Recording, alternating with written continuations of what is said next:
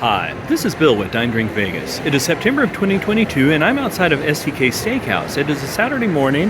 It's about 11:30. We're here for brunch.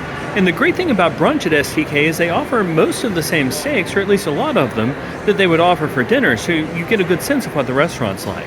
What I'm going to do right now is take you on a walkthrough inside to show you what the space is like. On this channel, we never make you watch us eat, so after I've shown you the space inside, I'll then take some still photos of the things that we're going to eat so you get a sense of what we liked and didn't. We just ordered. We haven't received our food yet, although we sat at the bar beforehand and had some great drinks. They're a little pricey, but that's okay.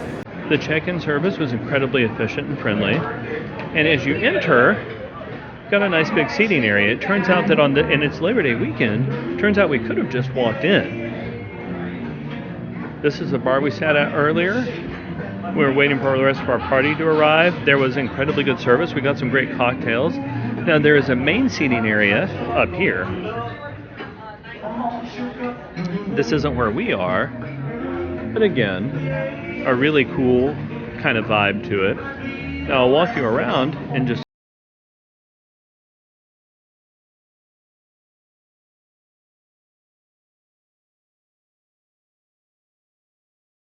an additional seating area by another bar.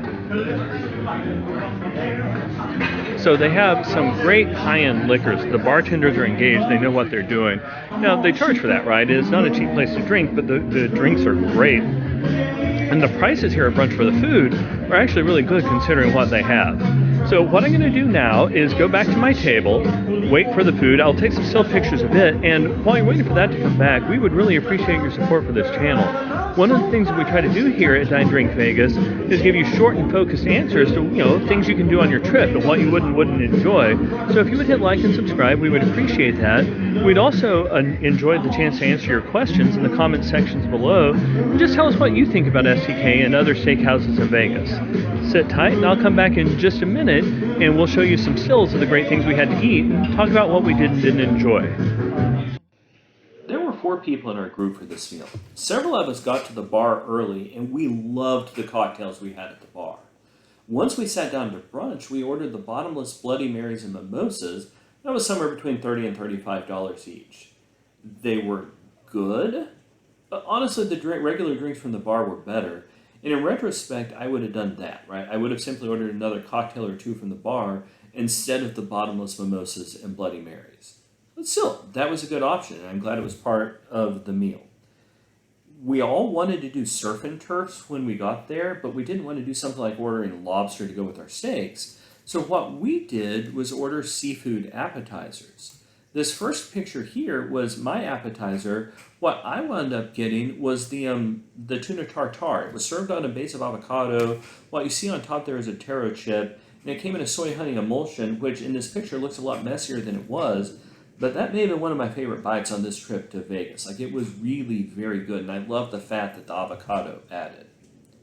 This next picture is of the yellowtail crudo, which came with a spicy aioli. It was great, and it was originally bigger than this, but this plate actually came when I was up recording the earlier videos, and, my buddies being my buddies, of course, they started to chow down on it, but it was great. I loved every bite of it. I personally preferred the tuna tartare, but that's a judgment call, right? Like, that is strictly just down to what do you happen to enjoy. So we all ordered different kinds of steaks for our meal. One of my buddies got his steak with the Oscar topping. It was cooked perfectly to temperature. The Oscar topping was amazing, right? Like, that was a really great option, and it's similar to something you could get at dinner. And I think that's one of the things I like about brunch here. You've got a lot of the dinner options. Some cases they're less expensive. Now, obviously the vibe of the restaurant is different, but that worked out great. The next picture is of my steak. I got the Wagyu flat iron, and it was amazing. Now, I wound up paying $12 extra to get it with the truffle butter, which you can see here. And that was probably a good choice. It still tasted like the steak was seasoned pretty well. I enjoyed this, right? Like, that was a really good steak. That was a nice part of the meal. It felt absolutely right for breakfast. One of my buddies got the truffle steak and eggs, which, again, if you're there for brunch, so this isn't something you could get for dinner, right? If you're there for brunch, it's kind of a classic brunch preparation. He enjoyed it, and there was absolutely nothing left on that plate when he was done. One of the things I care about when I'm evaluating a steakhouse is what are the side orders like? And we got several. They were absolutely big enough to share for the table. We got a total of 3, which was probably more than the 4 of us needed. We got some asparagus because I think at that point in the weekend we were still pretending like healthy is a thing, which might have happened at some point, and it was good. The mac and cheese was incredibly rich, and we all enjoyed that. We also got the French fries, which were nice and crispy and kind of more of a classic pairing at the steakhouse. So the appetizers were good, the steaks were good, all of the side orders that we got were good.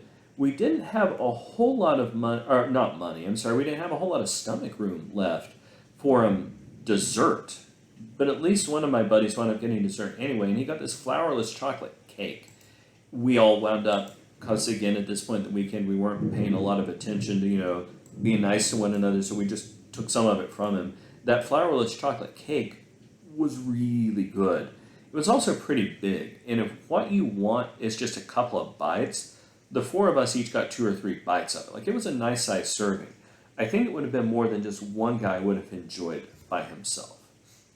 So what do I think about STK Steakhouse overall?